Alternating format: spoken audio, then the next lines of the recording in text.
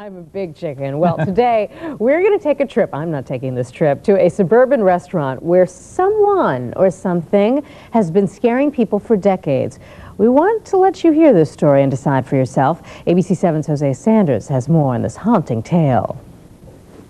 It's described as one of the most romantic restaurants in DuPage County. But the Country House restaurant in Clarendon Hills is also said to have a resident ghost.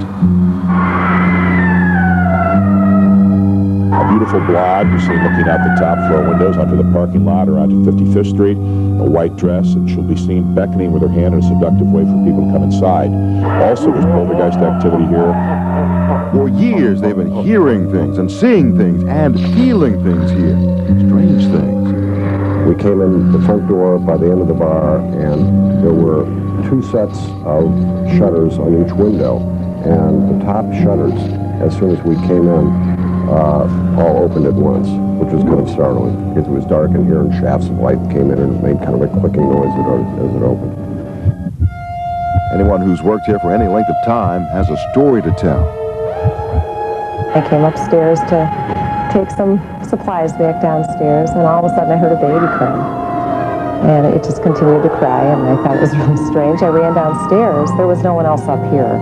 I ran downstairs and asked the hostess if she could hear that. She said no, she didn't hear anything.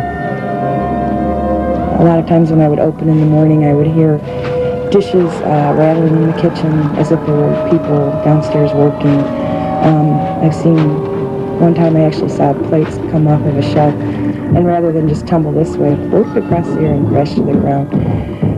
At that time, there was a dishwasher in the kitchen who also witnessed that, and he got very scared.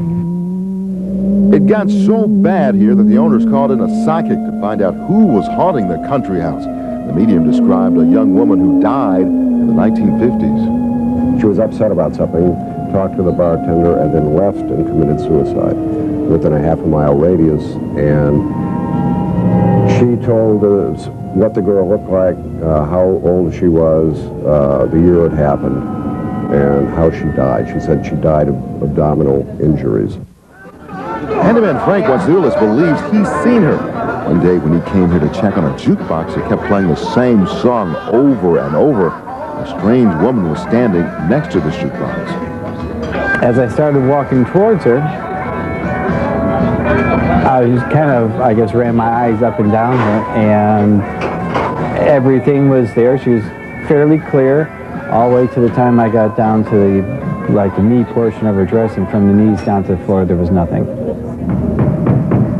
Workers and visitors often hear loud beating on the walls or crying. It's all very creepy, but is it enough to turn these one-time skeptics into ghost believers? I am now, but I think anybody would have to experience not only one time, but two or three to really say, yes, there is something here. It feels strange. It feels like you're not alone when you're up here. I don't know it's a ghost. I just know there's something here. In Clarendon Hills, Jose Sanders, ABC 7 News. Are you creeped out? I'm so creeped out. The Country House restaurant in Clarendon Hills. Now, if you want to go there or want to go to any of the haunted places around our area, contact Richard Crow at Chicago Supernatural Tours. He puts on a good show, doesn't he? Just call 708-499-0300. Believe it or not.